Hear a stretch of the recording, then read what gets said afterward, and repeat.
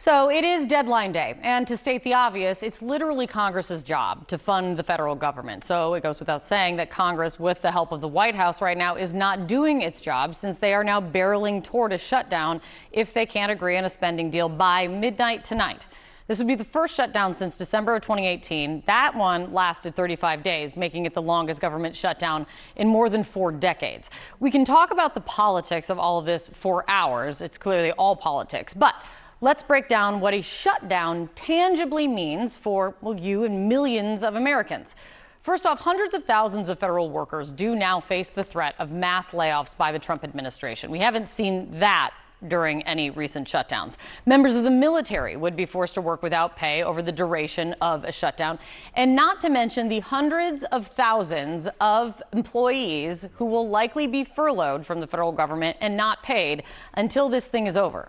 Major government programs will be impacted. The FDA is warning food inspections and drug manufacturing sites, they will close. They also warn that the safety of the food that your family gets, the way they're putting it is, quote, would be significantly impacted. And then you have the U.S. Travel Association. It is warning of flight delays, longer security lines, and canceled trips because of potential staffing shortages, as if airports didn't have enough issues on their hands already. National parks and museums, they may also close. The Park Service lost $400,000 per day during the most recent shutdown. Something to remember here, the longer a shutdown goes on, the more critical programs and benefits start to run out, like SNAP benefits, which is often known as food stamps, or WIC, the Supplemental Nutrition Program for women, infants, and children. They will start running out of remaining funding and may be unable to provide food for children and parents in need. Yes, the outlook is bleak when this thing drags on, but not everything shuts down. Essential services, they're kind of considered. The IRS will stay open thanks to funding that Democrats pushed in the Inflation Reduction Act in 2022. Visas and passports, those will continue to be issued. Most Justice Department staff would stay on the job. Social Security checks, which is always a big question, they will still go out. FEMA response, NOAA forecasters, they will remain on the job. Veterans care and veterans services, they will also continue. Yes. That was a lot to unpack and could all be solved simply by Congress doing its job. But the biggest point here is the more prolonged a shutdown is, the more uncertain the funding becomes for services that reach farther and wider. Sarah? That was a really good breakdown. And we should also mention that President Trump has threatened to make it more murky that mass layoffs, permanent ones, could happen with federal workers as well. So we will see what happens. And as you said, this is literally Congress's #1 job, which is to fund the government. Thank you so much, Kate. All right, today, the Senate is expected to vote again on that Republican-backed bill that would keep the government funded for 7 weeks. GOP leaders say there will be multiple opportunities to keep the government open. Democratic leadership met with the president for the first time in his second term, and no deal. CNN's Elena Treen is joining us now. Elena, the blame game is getting really, really nasty. The president leading the way, posting a racist fake video of Democratic leadership saying things they have not said. What are you learning as to where we're going here?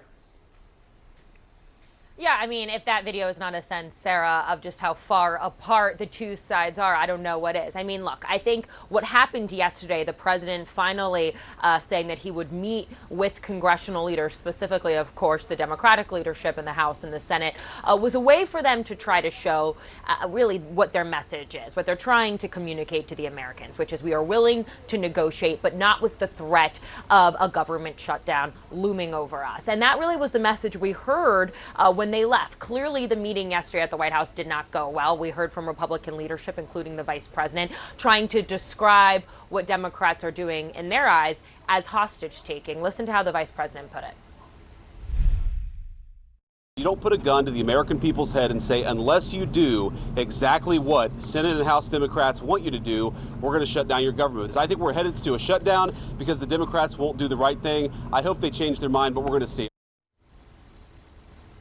Now, look, Sarah, I've had many conversations with people in that building behind me about all of this. And I can tell you, specifically when it comes to President Donald Trump, he does not view a shutdown as bad messaging for Republicans. And this has kind of been the case now for several days as it became clearer that this was likely where Congress was heading. The president and a lot of people in the West Wing believe that a shutdown will get blamed on Democrats. That's typically how this works when, they are the minority party in Congress. However, of course, we have to see. I mean, a lot of people recognize as well that Republicans control not only the White House, but both chambers of Congress. But there's also people, and this is what I find to be one of the most interesting aspects of all of this, at least when you thrust the politics into this, is a lot of Republicans and specifically people closest to the president believe that it could be good politics for Republicans as it comes to the midterms, if they can look at really trying to blame Democrats over all of this. And so there hasn't been a lot on the White House's part to try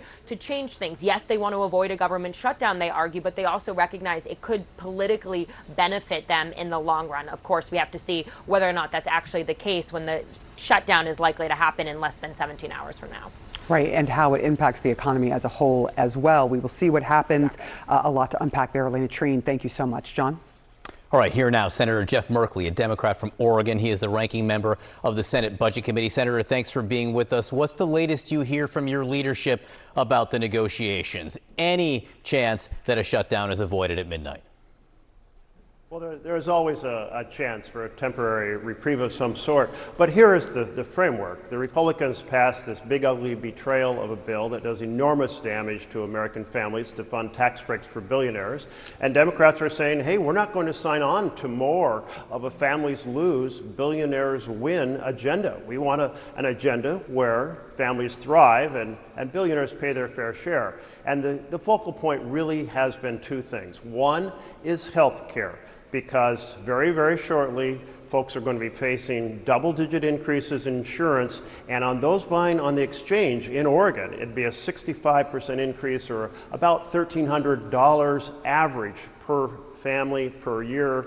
This is an enormous impact, with some families having to pay some $13,000 to $25,000 more per year for health care. So a big looming disaster ahead on health care. We're saying we're fighting for families. This has to be addressed. And the second, John, is the power of the purse. The president has been wrenching the power of the purse away from Congress through funding slowdowns, funding freezes, funding impoundments, and this fancy thing called a rescission, where they basically, in a partisan way, undo what was agreed to on a bipartisan basis. And that's unacceptable. It's contrary to the whole vision of our Constitution and the checks and balances. So those two factors loom large. You know, the first thing you said is there's always a chance for a reprieve. I spoke to House Minority Leader Hakeem Jeffries last night, and I asked him about just that. Listen. What about a 7 to 10 day short-term funding bill so that you can keep talking about this? It would keep the government open for the next 7 to 10 days, and maybe you could keep talking more about Obamacare subsidies and the like. We are a no when it comes to kicking the can down the road. This issue needs to be dealt with immediately.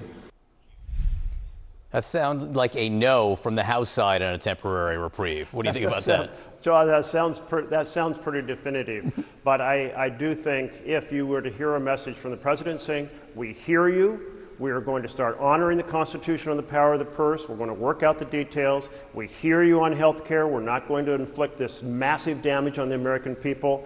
You have, and Vance said yesterday, the Democrats are presenting ideas that have some value. Well, if we heard a strong, we'll take a couple days to work out the details, but you've presented two important issues and we're going to address them, that would be the only foundation for a short-term reprieve. Interesting. It does seem like you're leaving the door a little bit, certainly more open than Hakeem Jeffries, for whom it was completely 100% shut last night on that. Your state's in the news, right? Because President Trump says he's sending National Guard troops or federalizing National Guard troops for Portland, Oregon. What's the situation on the ground there? How would you assess the level of violence that the president sees compared to what it normally is around facilities like that? No, I was outside of the ICE facility twice this weekend. I saw 3 women protesting. There's been a couple of incidents over the last couple months, but nothing with outside of the normal function of police. Portland has, among the 68 largest cities in the country, the largest drop in murder rate in the country. It has a 20% drop. In fact, it's been cut in half. 20% drop in violent assaults. And Portland is pretty calm and peaceful and recovering, and business has been coming back downtown. We've been recovering from the riots that Trump incentivized and stimulated back in 2020, and we're like, stay away. And my message when we held a press conference on Friday night with all the leaders was, it's the don't take the bait press conference. The president is planning to distract from all the terrible things he's doing across the country, 8 months of making the country sicker and poorer, and he wants to distract with this type of stimulation of violence that he can then use violence to justify more authoritarian control. So this is outright straight out of the authoritarian playbook. Portland, don't take the bait. Senator Jeff Merkley from Oregon, we appreciate your time this morning. Thank you.